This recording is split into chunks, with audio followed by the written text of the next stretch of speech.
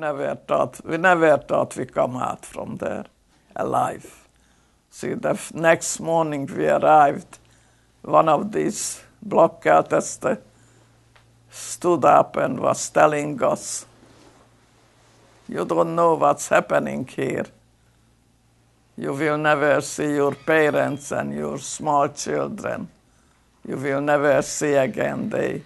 When you went to a shower, they went to a shower which gas came out. And they all died there." And we didn't believe that. It's impossible. That's not possible that people could do that without no reason, just to kill people by the hundreds and hundreds. We didn't believe it. We thought that they are cruel and they scare us. And my name is Margaret Weiss. I was born in a very small town in Hungary in 1922, December 25th. We was a regular family in Hungary. I had 3 brothers and 2 sisters. We were 6 in the family. We were religious Orthodox people. And the last Pesach we was celebrating, and my father wanted to dress up the table beautiful like any other Pesach. We knew something is very bad going on. The German was already in Hungary, and rumors went all over that after Pesach something will happen. So we got ready for the Seder. We set the table beautiful. We put up the candlesticks and all the silver what we had for the holiday to celebrate the Yantev. And we celebrated the two Seders. We had 9 grandchildren, 2 sister-in-law, and my younger brother came home from the yeshiva for Pesach. So after Pesach, we got up early and we heard they made a big announcement on the main place that every Jew should stay in their house.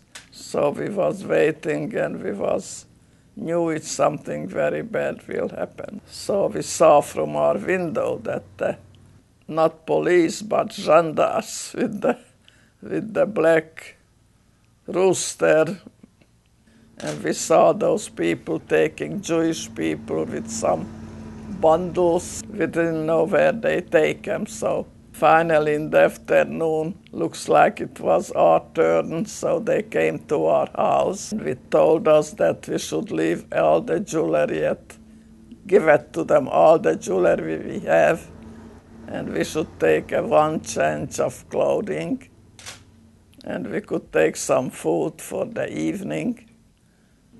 Anyway, we was there till the next afternoon, and they put us in cattle cars, empty cattle cars. Every cattle cars, they put about 55 people, 55 people. So finally they locked all the cattle cars. And the train started going. And in a few hours, we got to in Hungary, a bigger city, where there was a ghetto. And they put us in a private home. They gave us 1 room for about 6 families, 1 room. And everybody had as much space as they can lay down like sardines. And we were spending the next night there. We stayed there about 4 weeks. After 4 weeks, they took us again in a cattle cars. We was traveling 2 nights and 2 days. And it was the Shavuos, the first day of Shavuos. the Erev Shavuos, we got into the cattle car. And my younger brother, who was with us, and my father.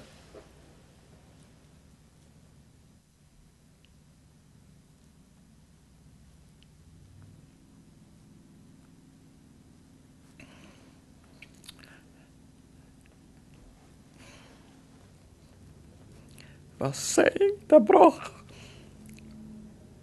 for the moon. And then we tried to sleep, which we couldn't. And after 2 days and 2 nights, we arrived in Auschwitz, Birkenau. They opened up the cattle cars and they let us leave all our clothes and everything. Just get off from the cattle car and they took us they called it to take a shower. So we were selected out by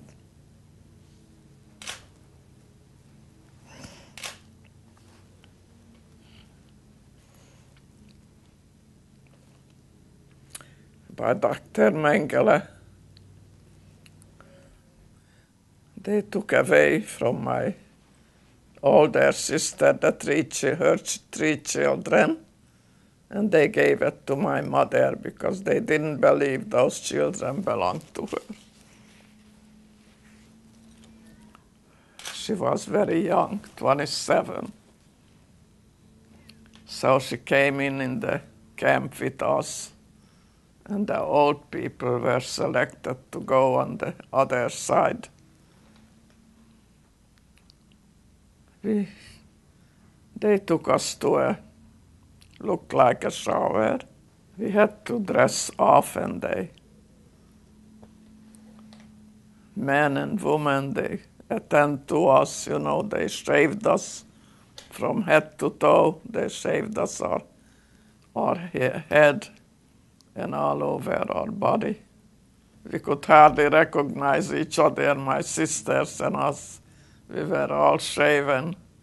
We hardly recognized ourselves. This is the way we spent the first night in Birkenau, Auschwitz. Bed made up from wood. There was no cover, there was nothing, just on the plain wood. Nobody could move. If one moved, then all the 6 people had to move together. And they gave us a slice of bread, and they told us this slice of bread has to last all day for you. And then they took us out every morning, so-called work. We had to cross a gate where it says with big letters,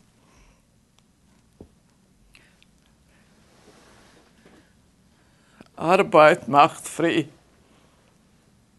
I don't know what was the use for the whole work. We was just carrying like grass blocks one place to the other all day.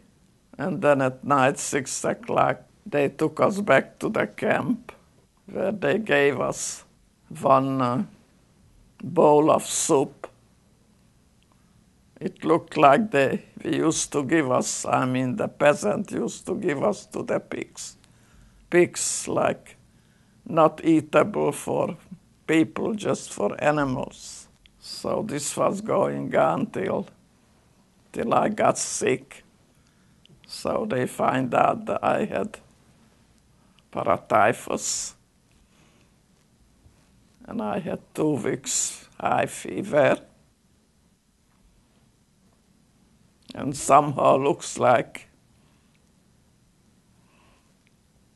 I had to live. So I survived. I had no strength. And it was like end of December, middle of December. One day the German came and they said that dress up and come with us. If you don't come, then you die here. We dressed up, we went to the gate to go out from the place. Then we turned back because we didn't have the strength. So we went back to our bed and we said, okay, whatever it will be, we have to die, we can't walk. We was lucky because some people forced themselves and they got shot middle of the way. So we stayed there for about 10 days. Nobody was around. No Germans, no supervision, nobody was around. And people who had a little strength, they went out and they tried to bring some food, whatever they could find, which was very little. And if we were lucky, they throw us something to eat. But they themselves, they didn't have too much. So after about 10 days without anybody there, the Russian came and they liberated us. And they bought us huge plate of food the next morning. We couldn't even touch it.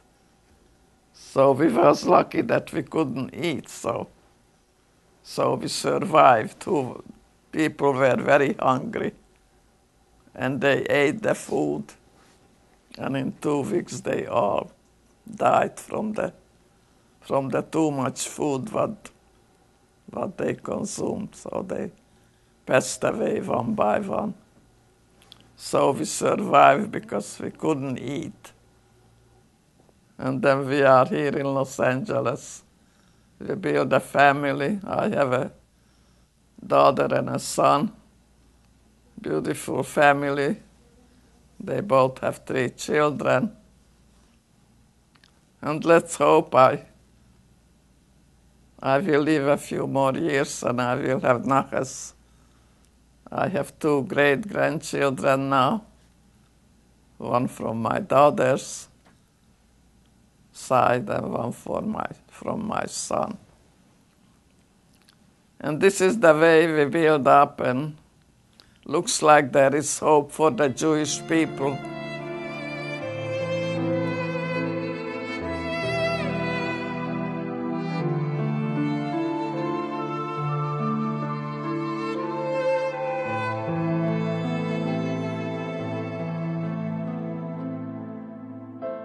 You can't ask no question what's going on because you don't find any answer anyway.